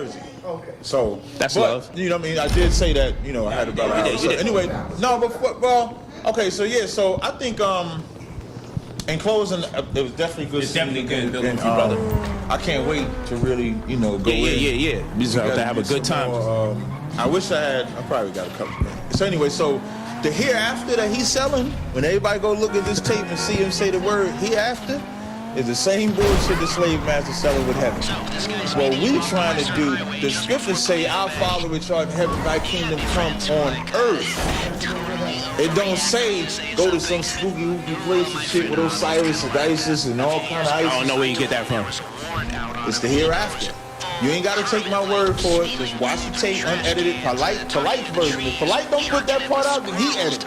Ain't gonna be no edit. I got because Okay. But I deal with science. I don't know what they talking about with that stuff. Now, one thing I always say about polite when he talk, listen, I ain't never gonna argue with polite about food, genetics.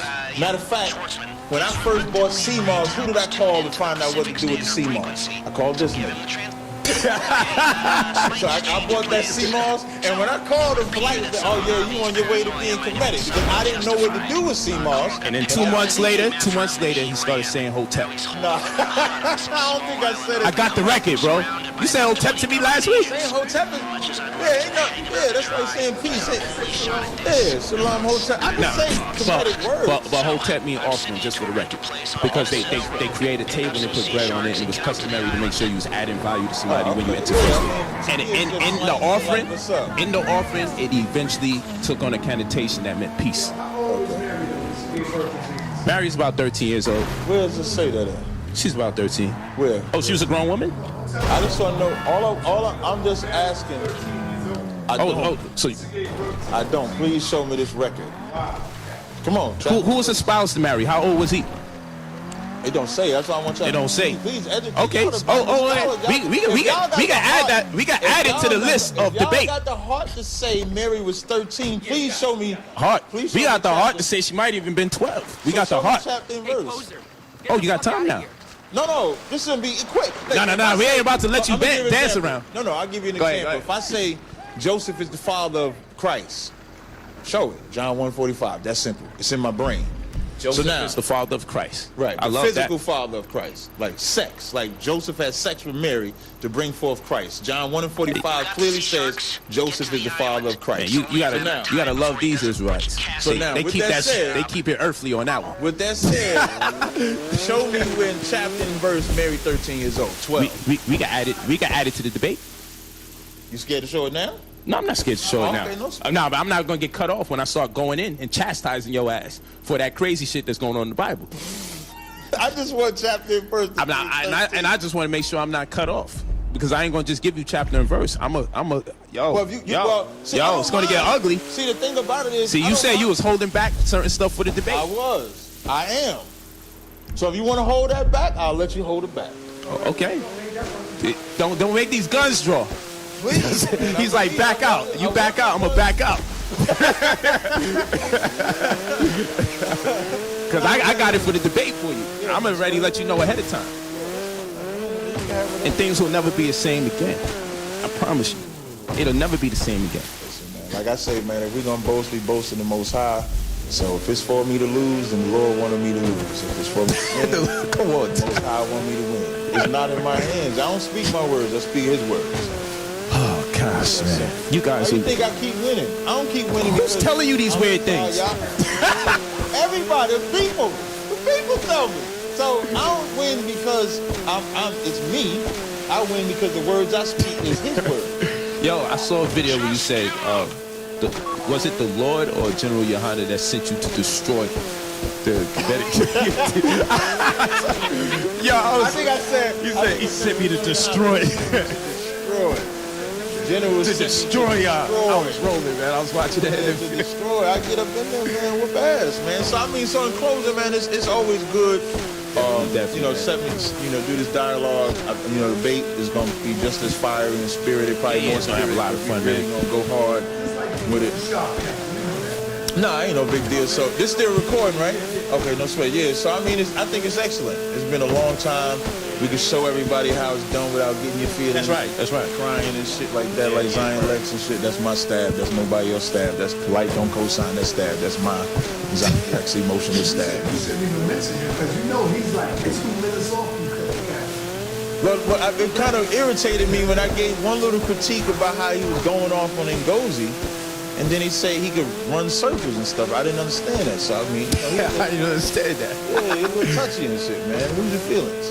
But that's all I got to say, man. And I look forward to debating with Polite. Hey, man, I just want to say it's a blessing and an honor to be here amongst my good brothers over here. You know, of course, different. I ain't doing nothing different. Yeah, some. There's almost No. something about debate that first one. I don't even know. We gotta get those people's heads checked. That's some of the people that you're talking about. I want to see the actual polls. But what I will say is this: I'm gonna do the same thing I did last time. And what that is, just deal with him calculatively. I don't see him when I have an opponent. I don't see none of my opponents. What I do, I see what it is that I'm inspired about, what it is that motivates me, and that's what I speak about. And I speak about that in contrast to other people's views. So it doesn't matter who you put in front of me. You put 50 people in front of me, 50 gonna fall. You put 100 people in front of me, 100 gonna fall. Because I'm never gonna talk about what I don't understand or what I don't know. I don't do this for the glory, so people could accredit me for being smarter or a winner of an argument. I do it because I'm actually passionate about the things that I'm talking about. If I'm not passionate about it, I see many people do this. They talk about anything. They debate anything, just to debate, just to see if they could do it.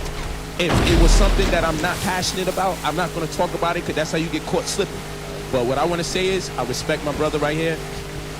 The reason why I really love this is because after them 7 years and all the drama and the debate and the contentions, I think it demonstrates a great deal of manhood and discipline and even honor amongst black men, that after everything we've been through, we can sit here, we can laugh, we can chop it up and show respect. I can leave here and be happy and positive and say, man, that was a good build.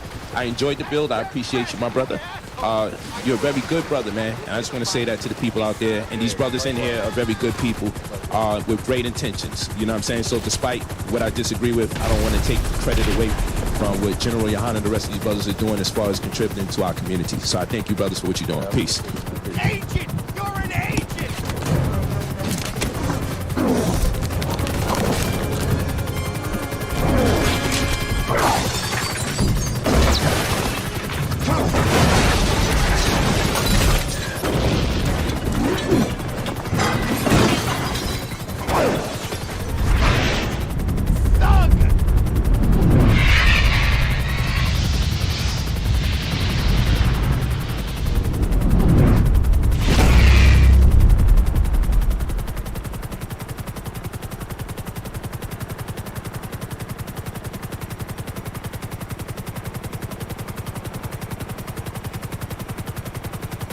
Hey, Hank Green, hope you're stopping. This is your boy N-O-R-E. What up, it's DJ EFN. And this is motherfucking Drink Chats Podcast. Make some noise!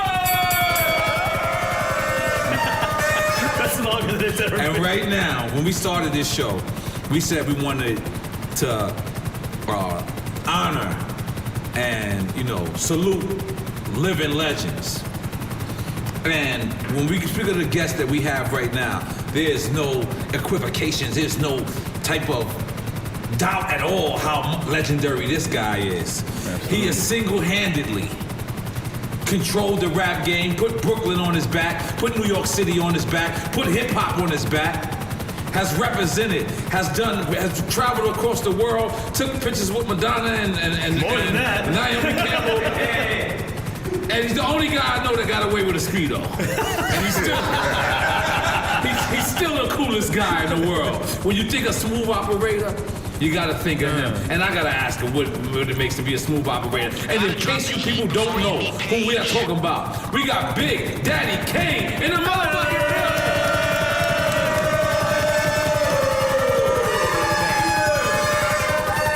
Man, we so excited to have you. Listen, I don't know, because I pulled up some old lyrics, and I thought you was a Dom Perignon guy, so I got Dom Perignon, but we also know that you nobody got you red wine. My man. That's your thing? That's your thing right there? We need to pop that pop. Yeah, exactly. As soon as I pulled it out, I thought. We acted like it's a twist off. We got you too, you know what I'm saying? Definitely not twist off. Yeah. Yes, sir. What made you switch to red wine? Well, no, honestly, I was messing with the Remy. You know what I mean? You know, all that sugar from that was just putting too much weight on me. A cognac. Yeah. I was doing that Remy like hard. Like me and my dude, like we like knocked down like maybe like 2/5 a night. Wow. Yeah. So I had Original Drink Champs. Well, listen, the whole time we've been on Drink Champs, we're on 100 and something episodes. We've never popped a bottle of Dawn. I'm popping it in commemoration to you, my brother, for motherfucking Big Daddy King, I'm popping a bottle of Dawn. This is an old bottle, too. Look at that. We gonna do it in slow-mo? Yeah, I mean, I'm sorry. You go ahead. Nah, I think we need to. You have such a long career. Yes. I want to take it from the beginning. Like, what inspired you to get just to start spitting? Period. You know, honestly, it was something that I got into at a young age because of an older cousin I looked up to. You know, I mean, it was that type of thing. Now I got me. I got to open up? Yeah. Oh. It was something that my older cousin was doing. Right. So I just did it really just to be like him. And he told me like, yo, you too young. Was he making records? Nah. Just him and two of his boys around the way, in Bed-Stuy. They was like a little rap group, a 3-man rap group. And he told me I was too young. Like, nah, you when you get older. So then from that point, my mission became to be better than the other two dudes down with him. So I started off writing battle rhymes, you feel me? And that's what I was doing. Then when I felt I had it right, I went and battled the two dudes down with him, beat them. Who were much older than you as well. Yeah. They were much older than me. At the time. I battled them and beat them and then asked them, can I be down now, Hold on, cause I got notes and shit, nigga. Yeah, but notes. okay, so you battle them. Now you're just doing it on the block. You're just spitting as a hobby, I'm assuming. Yeah, pretty much. So how is it that you get to where you become Big Daddy Kane? Is there a persona before Big Daddy Kane? Did you have another name? Did you? That's a hard name though, Big Daddy Kane. But I'm sure that you went through a couple names, maybe. Well, before Big Daddy Kane, it was just MC Kane. Okay. Yeah, it was just MC Kane. MC Kane. Yeah. All right, so now look, I was speaking to my good brother Fat Joe today. So Fat Joe calls me and I'm mad hyped. He's like, yo, I said, I got Kane on today. So he said, Budweiser Superfest. Budweiser, he said, he demanded that I ask you this question. Budweiser Superfest, Biggie and Tupac actually came out. The only time that the footage of Biggie and Tupac This is that famous record? Yeah, actually performing. Where Brooklyn at? Where that one? You know what Fat Joe told me? That that wasn't even their set. They were coming out with Kane. No, that was Kane. My set, and Joe was next up to rhyme when they gave me to wrap it up. Like you got 5 minutes. So I wasn't able to even bring Joe on. But Joe was standing there with the mic ready. And they gave me to wrap it up. Joe still's like, man, if I would have got on stage that day, Nori, like he's still upset. Nah, if I'd have had 5 more minutes, he would have been on there. Real talk, That's a Woody Woo dig, man. Let us know the first time you met Jay-Z.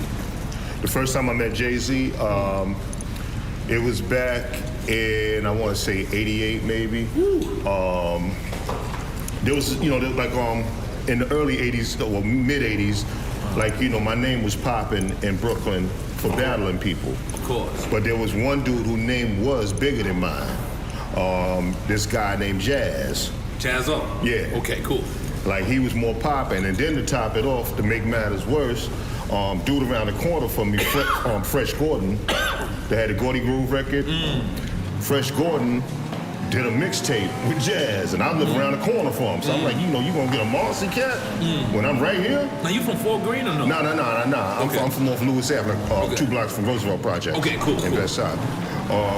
So I'm like, you gonna get the Marcy cat instead of dude right around the corner? So now I'm really pissed. I'm like, me and this Jazz dude have to battle. We're gonna have to battle. So you don't have a Wine Sophie or none of that out at this time? No. This is like neither one of us had deals. Okay. Neither one of us had deals. Okay. And it just never happened. Like I tried to find a Jazz. It never happened. Right. Then here I am. I do have records out, and I get a call from the Shirt Kings. Oh, and the they Queens. Yeah. And they say, yo, we want you to do a mixtape at Gordy crib with Jazz. And I'm like, well, if it's a battle, yeah. Right. I mean, I'm making records now, but that shit still was eating me up, So you saying back then, battling was like more important than even getting on a record with a person, like actually battling the MC? Well, I mean, getting on the record with a person was great too. But like I said, this was something personal. I mean, I love Jazz now, and I have a lot of respect for him, But I mean, this was something personal then. So it was like, we can do it if we battle. Okay. And then when I get there to Gordy crib, he's like, nah, listen, Jazz ain't with EMI no more, so we just wanted to, do something, maybe y'all do something together, where he can, really shine and whatnot, get the brother a new deal. Right. So I was like, all right, cool. Okay. And then Jazz asked me, yo, can my man rhyme on it? Right. And I'm like, I don't care. This is he fast, Jay. So we did the joint, me, Jazz, and Jay-Z. And then afterwards, dude from the Shirt. Hey, are you?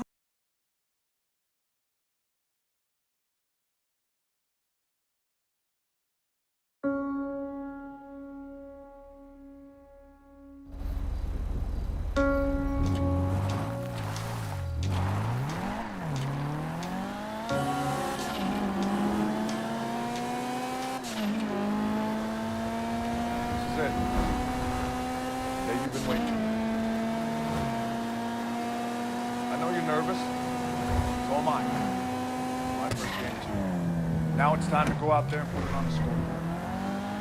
Now it's time to see who has the heart. Now is the time to prove to yourself and prove to everyone out there that even though you're locked up, somehow you are worthy. And you're able to do something special that no one else in the world can do. Go out there and take what's yours. Yeah. What you worked hard for. Yeah. Well, one thing that a lot of people don't know that I want to share with you guys is when I was 22 years old, I came to this city for the first time. I was playing in the Canadian Football League, playing my first pro football game. I was playing for the Calgary Stampeders. We were playing the BC Lions. I was so excited. 2 days later, I got cut. The dream shattered, sent home with $7 in my pocket. I was like, wait, no, I gotta play in the NFL eventually. Those are my big goals, that's my dream. You realize that playing in the NFL was the best thing that never happened because it got me here. So my point is, look, you're gonna get your ass kicked, we're gonna get the shit kicked out of us. You gotta get up, you gotta have faith that the one thing you wanted to happen oftentimes is the best thing that never happened. So have faith. Just keep that in mind and keep plugging away.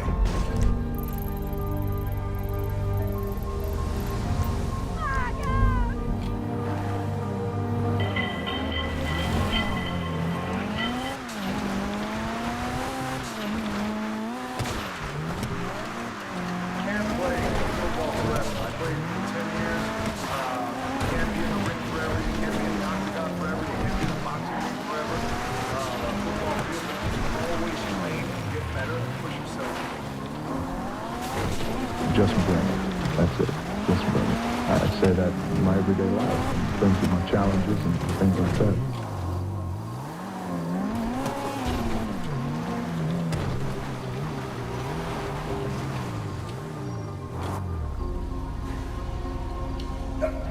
Okay, in between sets, as I'm working out, and as I often do in between sets, I slide into your comment section. I read your comments just so we can stay connected, and I always know what's on your mind and I can address it. So somebody just asked me a cool question, said, DJ, you're on top. Where could you possibly go from here? And you always talk about outworking your competition. Who's your competition? It's a great question. Thank you for the compliment, by the way. I'm fortunate enough to be on top, but anytime you reach the top, you always want to make sure that you have the desire to raise the bar and take the brass ring to places it's never been. That's the key to being on top. Just because it's never been done doesn't mean it can't be done.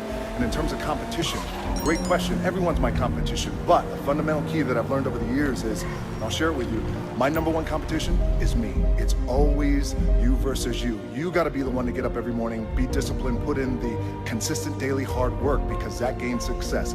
No coach, no trainer, no mentor, no boss can do it. You versus you.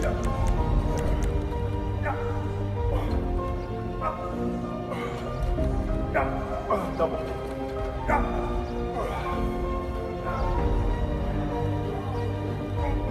I knew I wanted to be something, and it was important to me to be something.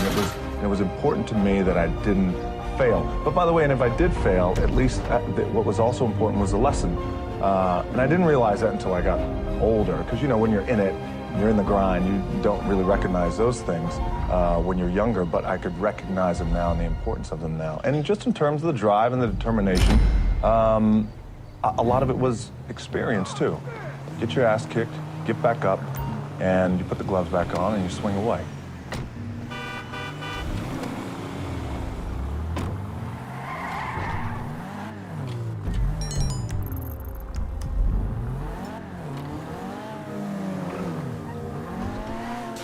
All right, Saturday afternoon, empty gym, the way we like it, tripping over here. It's leg day, which means it's gonna be sweaty, painful, and fun.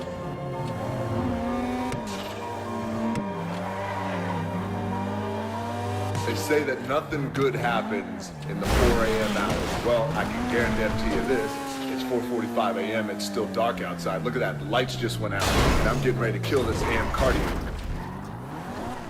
Train twice. Cardio in and breakfast and hit the weights. Banging and banging, we call it.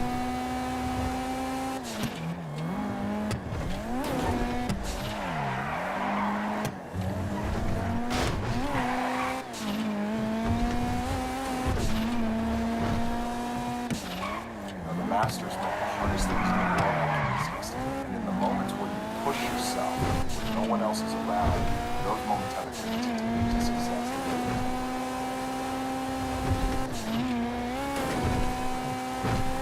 Oftentimes when I see kids and they have been labeled all their punk kids, true, there's good in them, and we gotta see that potential, and I enjoy that today, seeing the potential in kids, just like he did, especially kids who are kind of weird. They've been going through it. They know what it's like. Our most powerful, most important is when we just embrace who we are. It's just believing in yourself and embracing who you were born to be. Whether it's 3 o'clock in the morning, by the way, when we were talking in London, I was getting up at 3 because I had to be on set by 4. So whatever time my call time is, so some directors and my producers, whatever time my call time is, so my call time is at 7. Then you back your clock up 4 hours, and then that's when I come and train twice. Just wrap that 4 a.m. cardio. There's no substitute for hard work. Get up super early. Generally, I have this thing where I like beating the sun up, not just in terms of when the sun comes up, I have to get up. How do I do it? It's just important to find balance, and I try and do things really that I really enjoy doing. And a lot of times, it's like in life, right? Life brings like drama, and you gotta deal with this person, and your relationship here, and all these things.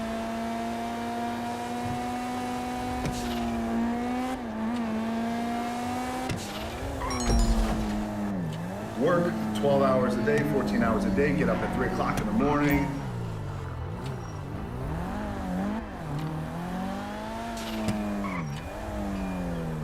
there's a golden rule, I can tell you this, that I believe anything is possible, right? I live in the world of possibility, and I also believe that we can accomplish anything with our two hands and just putting in the work with our two hands. And also, you hear this often, but it's really, really true. You gotta find something, if you love what you do and be passionate about what you do and find something that you can be passionate, like, it really helps. You know, it gives you that motivation when you wake up in the morning.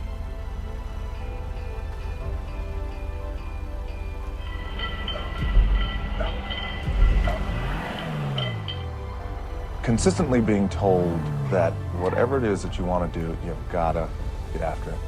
You got to get after it. There's no substitute for hard work. Hard work always pays. You know, those type of mantras over time. And those are your examples of you know, what it's like to get beat down, what it's like to get, just in terms of the struggle, what it's like to be evicted out of your apartment, what it's like to have your car repossessed, and watch your parents go through that I think is defining as a kid.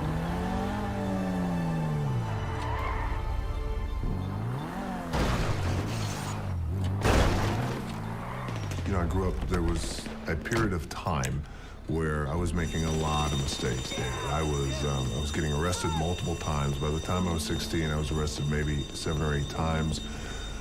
Fighting theft, doing a lot of things that I shouldn't have been doing. I was really lucky that I had a couple of people who, along with my parents, who saw the potential in me even when I didn't see the potential in me. And it wasn't until I got older, had a little bit of luck, a little bit of success, that I started to understand the value and the power of someone giving back.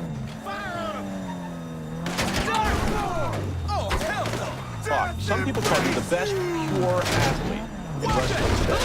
Let's start off with a bit of your history. When you broke in, you were packaged as a part of a wrestling legacy. Your father is Rocky Johnson, or Sweet Ebony Diamond, as Tony Atlas was a family friend. All kinds of family roots. Were you ever concerned that you wouldn't get your chance to prove yourself on your own terms? No, I was never concerned about that. Nor was I concerned about trying to fill their shoes, because my dad's really just too big. Grandfather as well, but at the same time, I always knew that one day, whenever I got the opportunity, I was going to make it happen. Persistence and hard work. I knew one day it was going to happen. When I made up my mind to get involved in the business that I have a passion for, that I grew up in, I knew that there's going to be a time where the success would come.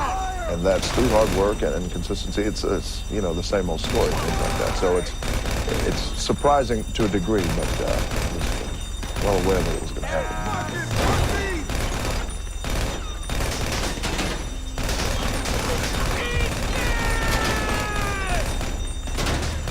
I said, what you see on my loser.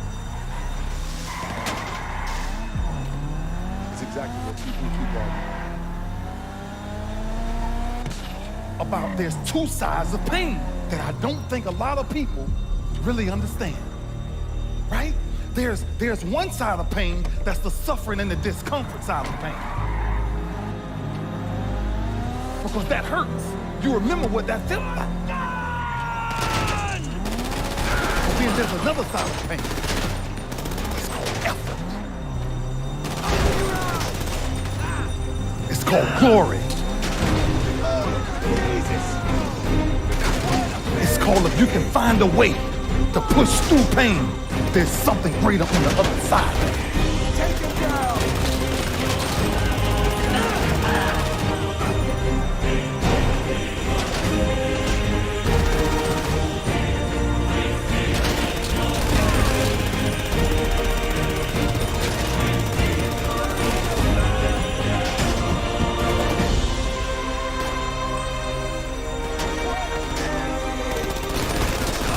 And if you never tap into it, it's because the first time you felt it, you backed off. First time you felt, that burn. The first time you felt that, it's too much. And we rationalize with ourselves to where we automatically stop. And as human beings, you know, failure's not a bad thing. You know, ask yourself, what's the opportunity from the failure, and get in the game, because when you get to the last hour of your last day, it will not be the failures you regret, it'll be all the risks you didn't take.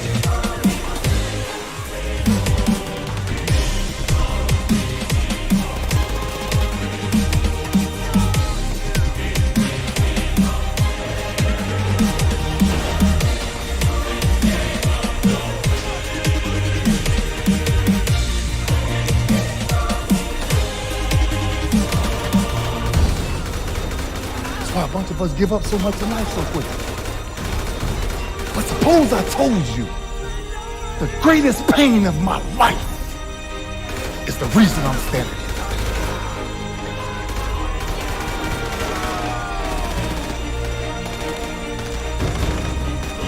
Cannot get to the mountaintop without taking a few missteps.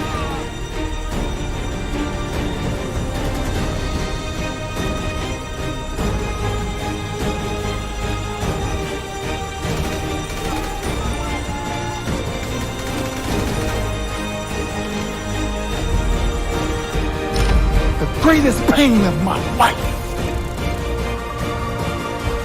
is the reason I'm standing here today.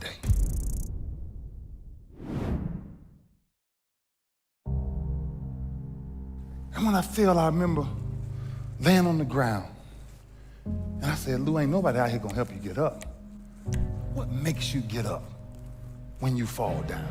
What makes your mentality change if there's a great situation or there's a bad situation? How do you dictate that based off the level of pain?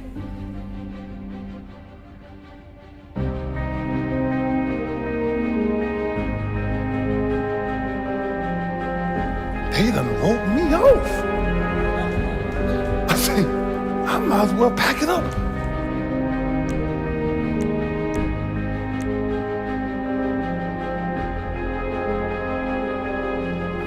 That many people got control over what I do from this point forward, going forward. That many people can tell me.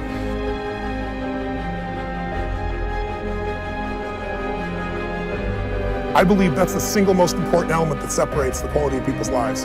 It's not just the ability to have hunger, but to sustain it. Hunger means that you want more. You want more of yourself. You want to make a bigger difference. The one thing they all have in common, I think, is they're hungry.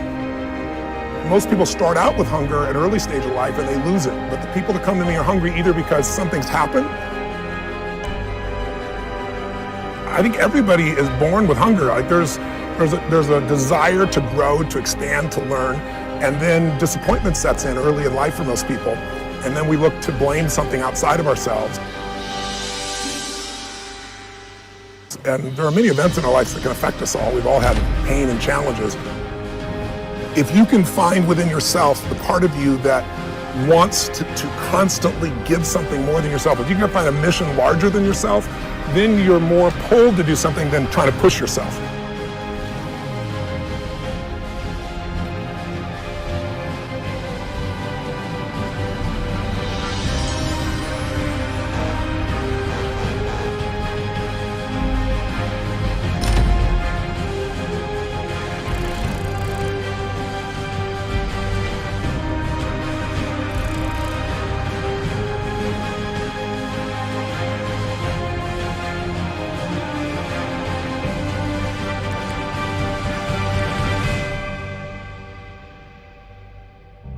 Didn't have enough strength. And I sat there for 30 minutes until I made up in my mind, stop crying. Just grab the bar. See, sometimes we think the pain is what controls us. It's actually our subconscious mind.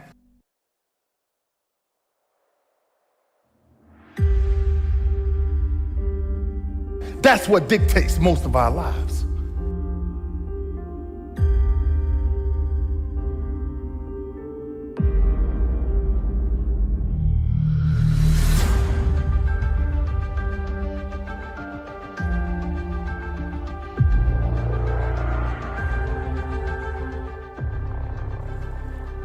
That if you can find a way to push through, that if you can find a way to not make it about you. Learn to appreciate the occasional storms that come in your life.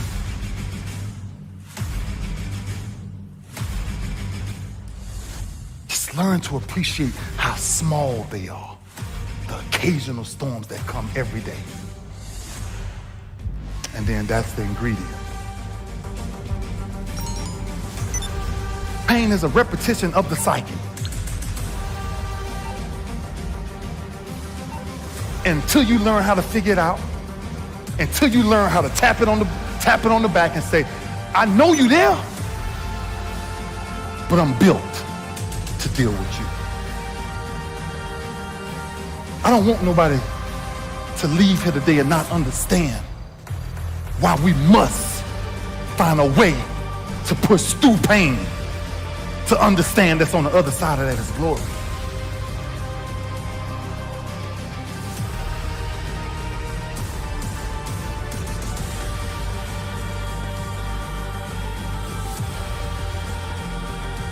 I realized that I turned my greatest pain into my greatest achievement.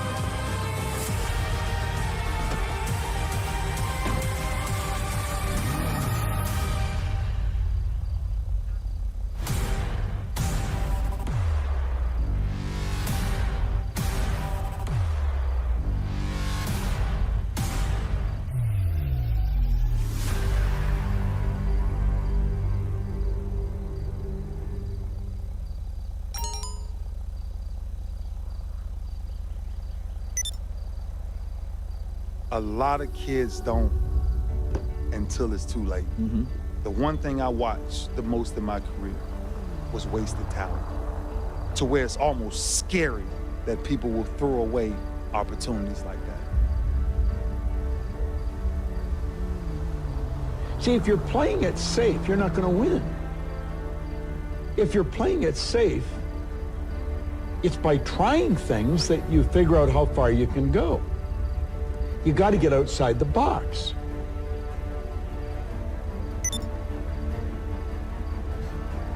There's two sides of pain that I don't think a lot of people really understand, right? There's one side of pain that's the suffering and the discomfort side of pain. You remember what that felt like. But then there's another side of pain that's called effort. It's called glory.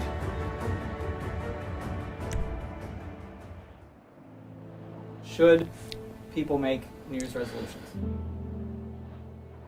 People should make New Year's resolutions if they're actually watching this video on January 1st. If they're watching it on December 23rd, they should make December 23rd resolutions. Waiting miraculously to when the calendar flips to start making your life better is silly at best and pisses me off at worst. And so whenever you're watching this, because it lives on the internet, and thus that means you could watch this on June 17th, make a resolution every day of your life because you only get one at bat. The reason people struggle with having a New Year's resolution and sticking to it is because it was a tactic to do a New Year's resolution. Hence why my first answer was right, which is when you actually decide to make a change in your life, whether about weight or job or going out with somebody or relationships, that's when you actually pull it off. It's religion, not tactics.